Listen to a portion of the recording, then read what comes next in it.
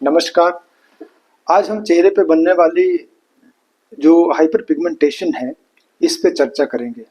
ये जो hyper pigmentation है इन्हीं को फ्रेकल्स के नाम से भी जानते हैं। सिंपली अगर कहें चेहरे पे झाइयाँ क्यों बनती है और झाइयाँ बनने के जो मेन रीजन है वो क्या क्या है और झाइयों को हम कैसे ठीक कर सकते हैं, इसके बारे में आज हम चर्चा करेंगे। साथियों, ये जो हाइपर पिगमेंटेशन है, फ्रेकल्स है या झाइयाँ हैं, ये स्पॉट या पैचेस हमारे चेहरे पे देखने को मिलते हैं जो जनरली ब्राउन या डार्क ब्राउन कलर के देखने को मिलते हैं। ये जो पैचेस है, जो हमारा जो नॉर्मल स्किन कलर है, जो नॉर्मल कॉम्प्लेक्शन है, इससे हल्के गहरे रंग के होते हैं।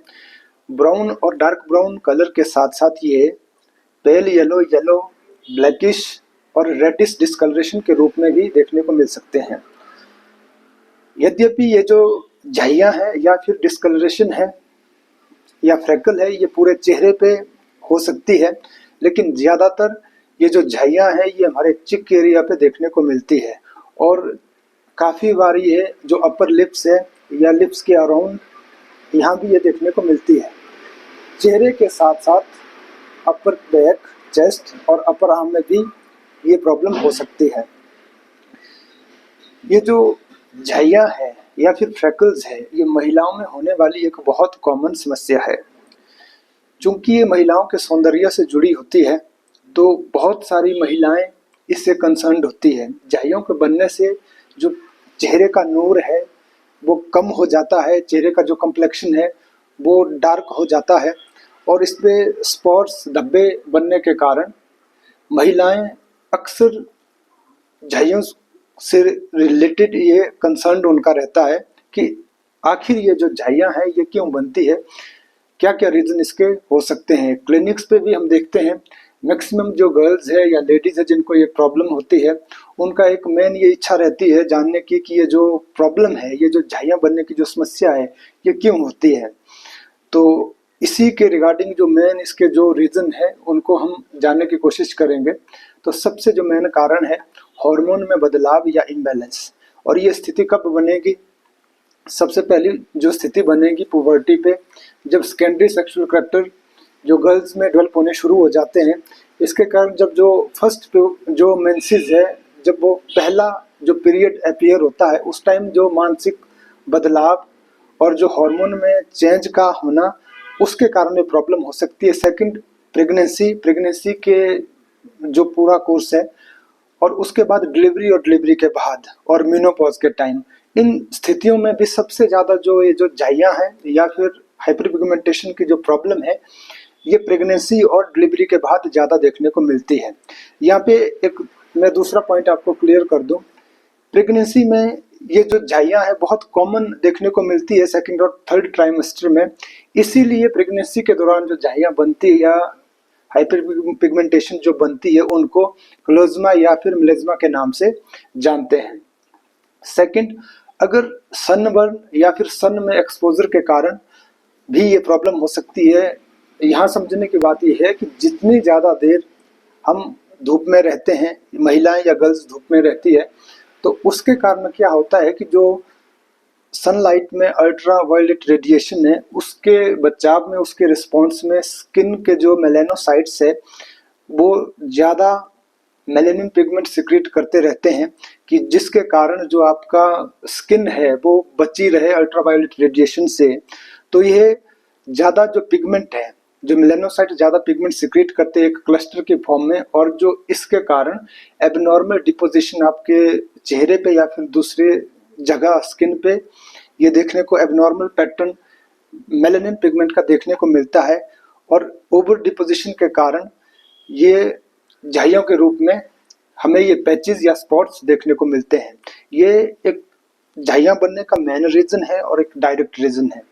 इसके साथ जेनेटिक और फैमिली हिस्ट्री, अगर आपके परिवार में जो आपकी मदर है, सिस्टर है, फर्स्ट डिग्री ब्लड रिलेशनशिप में जिनको भी ये झाइयों की अगर दिक्कत है, तो पॉसिबिलिटी है कि आपको भी ये प्रॉब्लम हो सकती है। इसके साथ केमिकल या फिर मेडिकेटेड क्रीम या लोशन को अगर आप अप्लाई करते हैं, और बहुत बार ये जो क्रीम्स या लोशन है आपको ठीक नहीं बैठते हैं, उसके कारण कंटैक्ट डर्मेटाइटिस से लेकर आपको यह जो हाइपरपिगमेंटेशन की दिक्कत हो सकती है। इसके साथ स्ट्रेस और टेंशन जिस इंडिविजुअल में भी ज़्यादा रहता है तो उनमें भी काफ़ी ज़्यादा चांसेस होते हैं कि उनको हाइपरपिगमेंटेशन, फ्रैकल्स या फिर झाइयाँ बनने की समस्या हो सकती है। या फिर जिनको झाइयाँ हो चुकी है, अगर उनमें स्ट्रेस और टेंशन ज़्यादा रहती है तो उनमें टेम्परेरीली ये जो झाइयाँ है, जो डार्क स्पॉट्स है, वो ज़्यादा फ्लेयर अप हो सकते हैं। अगर आप में पोषण की कमी हो, नींद की कमी हो तो यह भी रिस्पॉन्सिबल है। अगर खाने में न्यूट्रिशनल वैल्यूज़ कम है, अगर आप पर्याप्त नींद नहीं ले पा रहे हैं, ये एक कारण है। फॉलिक एसिड की कमी, विटामिन सी और ई की कमी, और विटामिन जो ई है इसको ब्यूटी विटामिन के नाम से भी जानते हैं, जो नेचुरली हमारी जो स्किन है या फेस है उसको ये क्लीन करता रहता है। जो स्किन के अंदर जो सेल डिवरीज है उनको ये क्लियर करता रहता है और हमारा जो नॉर्मल कॉम्प्लेक्शन है उसको मेंटेन करने का ये काम करता है। तो ऑब्वियसली अगर विटामिन ई आपकी बॉडी में कम होती है तो इसके कारण भी ये दाग धब्बे की समस्या, आप में चेहरे पे फ्रैकल्स होने के चांसेस ज़्यादा बढ़ते हैं। साथ में बढ़ती उम्र में अगर कैल्शियम की कमी हो जाती है, उम्र बढ़ने के साथ भी ये झाइयों की जो ये दिक्कत है ये ज़्यादा देखने को मिलती है। इसके साथ अगर आपके चेहरे पे कोई कट या कोई बर्न इंजरी, साथ में बार बार एक्ने और किल मुहासे की अगर दिक्कत रहती है तो इसके रिस्पॉन्स में जो इन्फ्लेमेशन होती है तो इसके कारण भी ये झाइयाँ की प्रॉब्लम हो सकती है। इस तरह की जो हाइपरपिगमेंटेशन है इसको हम पोस्ट इन्फ्लेमेटरी हाइपरपिगमेंटेशन स्पॉट्स के रूप में जानते हैं। ये कुछ मेन रीजंस थे, बहुत सारे और रीजंस है, ये कुछ एक डायरेक्ट और मेन रीजंस रहते हैं जो झाइयाँ बनने के लिए रिस्पॉन्सिबल है। अब बात करते हैं कि इसका ट्रीटमेंट का, तो एक होम्योपैथी बेस्ट अपॉर्चुनिटी आपके लिए ऑफर करती है। इसमें कुछ बहुत कारगर दवाएं हैं जिनको हम वन बाय वन डिस्कस करेंगे। सबसे पहली दवा है सीपिया। सीपिया के केस में हम देखते हैं कि अगर आपके चिक्स, फोरहेड और नोज पे अगर ये झाइयों की दिक्कत ज़्यादा है, brownish to dark brownish colour की ये झाइयाँ होती है, और साथ में स्पेसिफिकली जो हार्मोनल इम्बैलेंस के कारण या हार्मोन चेंज के कारण जो झाइयाँ बनने की समस्या है, यानी पुबर्टी, प्रेगनेंसी, डिलीवरी और मेनोपॉज के साइन, इन सारी स्टेजेस पे जब भी आपको अगर झाइयों की दिक्कत हो तो आप सीपिया को यूज़ कर सकते हैं। साथ में जो बटरफ्लाई शेप में जो पैटर्न बनता है, यानी इस जगह पे आपके नोज पे और इस जगह की जो चिक एरिया है, इन जगह पे आपके जो अंडर आई पे एक बटरफ्लाई शेप में जो झाइयाँ बनती है, उसके लिए ये बहुत अच्छी दवा है। और जब भी आपको सीपिया को यूज़ करना है 30 और 200 पावर में दिन में 3 से 4 बार इसको आप यूज़ कर सकते हैं। अगली दवा है पल्सटिला। इसके केस में पिगमेंटेशन जो मार्क्स है वो मेंस्ट्रुअल इरेगुलरिटी के साथ देखने को मिलते हैं। मेंस्ट्रुअल इरेगुलरिटीज़ में हम देखते हैं कि अगर आपको डिलेड स्कैंटी मेंस्ट्रुएशन है और साथ में अगर आपका सप्रेशन ऑफ मेंसेस की हिस्ट्री है, और साथ में हम देखते हैं कि patient in general open air में उसको वो बेटर फील करता है, और जो लेडी है या फिर गर्ल है वो टीयरफुल होती है, मूड स्विंग्स उसमें या मूड चेंजेस फ्रिक्वेंटली उसके होते रहते हैं। तो ऐसे स्थिति अगर है, ऐसे कुछ पेशेंट का टेम्परामेंट है, उनमें अगर ये झाइयों की दिक्कत बन रही है तो आप पल्सटिला को प्रेफर कर सकते हैं। इसको भी आप 30 और 200 पोटेंसी में दिन में 3 से 4 बार यूज कर सकते हैं। अगली मेडिसिन है कैडमियम सल्फ। कैडमियम सल्फ में फेशियल पिगमेंटेशन तब होगी जब आप सन में आपका एक्सपोजर होता है या फिर सन एक्सपोजर के बाद आपके जो ये झाइयाँ की जो समस्या है ये ज़्यादा फ्लेयर अप होती है। जनरली क्या होता है कि ये जो फ्रेकल्स है या फिर हाइपर पिगमेंटेशन जो स्पॉट्स है, पैचेस है, इनमें खारिश नहीं होती है, लेकिन कैडमियम सल्फ में झाइयों में आपको खारिश देखने को मिलती है, तो एक पिक्यूलियर सिम्टम बन जाता है। ऐसी स्थिति है तो आप कैडमियम सल्फ को 30 और 200 पावर में इस दवा को भी आप दिन में 3 से 4 बार यूज में ला सकते हैं। अगली दवा है सल्फर। सल्फर में स्किन ड्राई रहती है, ड्राई स्किन के साथ जो स्किन की नॉर्मल या फिर फेस की जो अपीयरेंस रहेगी, अनहेल्दी, डर्टी, ड्राई स्किन रहेगी, स्किन में फ्रेकल्स की प्रॉब्लम होगी, डार्क स्पॉट्स देखने को मिल सकते हैं, और जो ये स्पॉट्स है या जो फ्रेकल्स है इनमें इचिंग और बर्निंग सेंसेशन होगी, और जो इचिंग और बर्निंग सेंसेशन है ये धूप में जाने के बाद बढ़ती है, और जो सप्रेशन ऑफ स्किन एलिमेंट्स, कोई भी आपको इन पास्ट में अगर कोई स्किन से रिलेटेड कोई प्रॉब्लम रही है, वो अगर आपने किसी मेडिसिन से सप्रेस की है, तो उसके बाद अगर आपको झाइयों की प्रॉब्लम होती है या कोई और स्किन एलिमेंट्स होती है, तो उसमें भी आप सल्फर को प्रेफर कर सकते हैं। जनरली सल्फर का जो पेशेंट है वो हॉट पेशेंट होता है, गर्मी ज़्यादा लगती है, और इसमें यह भी देखा गया है कि जो मेडिकेटेड क्रीम है या फिर केमिकल्स है, उनको अप्लाई करने के बाद अगर वो आपको सूट नहीं करते हैं और साथ में आपको झाइयों की दिक्कत, आपके चेहरे पे दाग धब्बे छूटने लगते हैं, तो इसमें आप सल्फर को प्रभावी रूप से यूज़ कर सकते हैं। सल्फर को जब भी यूज़ करना आपने, तो इंटरकुरेंट मेडिसिन के रूप में यूज़ कर सकते हैं या रेगुलर इसको आप यूज़ कर सकते हैं। इसको जब भी यूज़ करें, अगर इंटरकुरेंट मेडिसिन के रूप में यूज़ करना है तो इसको 1 ml पावर में आप 15 दिन के गैप में या मंथ बाद रिपीट करें। अगर आपने रूटीन में इसको यूज़ करना है तो 30 या 200 पावर में दिन में 3 से 4 बार इसे भी आप यूज़ कर सकते हैं। अगली दवा है थूजा।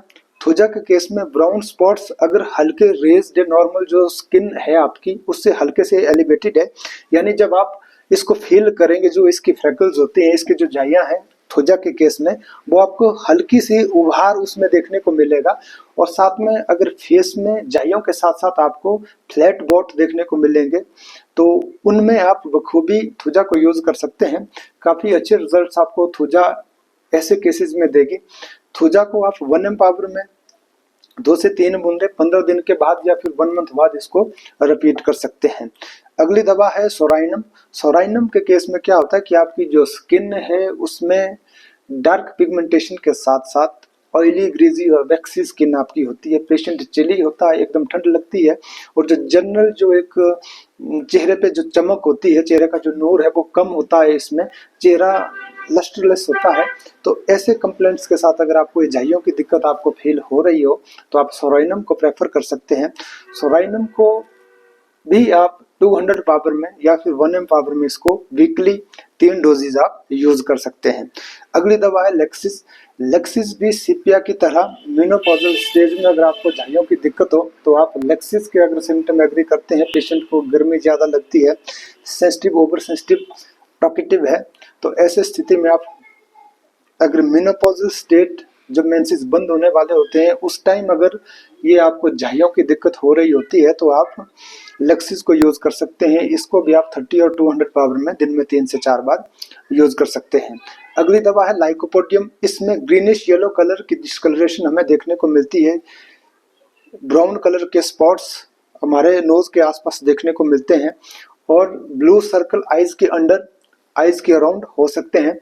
ऐसा अगर सिम्टम है, स्वीट्स के लिए क्रेविंग है, गैस्ट्रिक ट्रबल है, फ्लैचुलेंस की समस्या पेशेंट में ज़्यादा है, तो इसके साथ अगर आपको झाइयों की दिक्कत चेहरे पे बन रही है, तो आप लाइकोपोडियम को प्रेफर कर सकते हैं। इसको भी आप 30 और 200 पावर में दिन में 3 से 4 बार यूज कर सकते हैं। अगली दवा है कोपेबिया ऑफिसिनेलिस। इसमें ब्राउन लेंटिकुलर स्पॉट्स, पूरे फेस पे आपको छोटे छोटे स्पॉट्स देखने को मिलते हैं। आपका जो चेहरे की जो अपीयरेंस है वो मॉटल लाइक अपीयरेंस होती है। छोटे छोटे स्पॉट्स पूरे चेहरे पे अगर आपको देखने को मिलेंगे, साथ में जो ये स्पॉट्स है वो इची स्पॉट्स होंगे, यानी इसमें खारिश महसूस हो सकती है। तो आप कोपेबिया ऑफिसिनेलिस के 30 और 200 पोटेंसी में इसको दिन में 3 से 4 बार यूज कर सकते हैं। अगली दवा है कोलोफाइलम। कोलोफाइलम के केस में क्या होता है कि अगर आपको झाइयों की समस्या, यूट्राइन अफेक्शन या फिर मेंस्ट्रुअल इरेगुलरिटीज के साथ ये प्रॉब्लम, ये झाइयों की दिक्कत अगर आप में होती है, तो आप कोलोफाइलम 30 और 200 पावर में दिन में 3 से 4 बार यूज कर सकते हैं। अगली एक और बेस्ट होम्योपैथिक दवा है बर्बेरिस एक्विफोलियम। इसको 30 पावर में भी आप यूज कर सकते हैं, मदर टिंचर के फॉर्म में भी यूज कर सकते हैं। किसी भी तरह की आपके चेहरे में ब्लेमिशेस की प्रॉब्लम हो, या फिर फ्रेकल्स, हाइपर पिगमेंटेशन डिसऑर्डर हो, या झाइयों की दिक्कत हो, तो इसमें अच्छा रिजल्ट्स देती है। अगर आपका चेहरा झाइयों के कारण या ब्लेमिशेस के कारण फीका पड़ रहा हो, डार्क पड़ रहा हो, जो चेहरे का नूर है, कम्प्लेक्शन है, ग्लो है, वो कम हो रहा हो, तो उस ग्लो को मेंटेन करने के लिए बार बार अगर आपके झाइयों के साथ किल मुहासे भी बन रहे हैं, उस चीज को भी ये कवर अप करने के लिए एक अच्छी ऑप्शन रहती है होम्योपैथी के अंदर।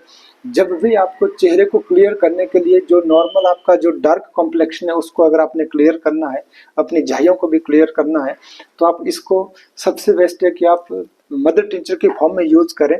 30 से लगभग आप 30 ड्रॉप्स हल्के गुनगुने पानी में उतना पानी ले जितना आपके एरिया आपको खुद लगता है कि जितना आपके एरिया अफेक्टेड है, उस अफेक्टेड एरिया में आपका कितना वाटर यूज हो सकता है, तो उसके अकॉर्डिंग आप यूज करें।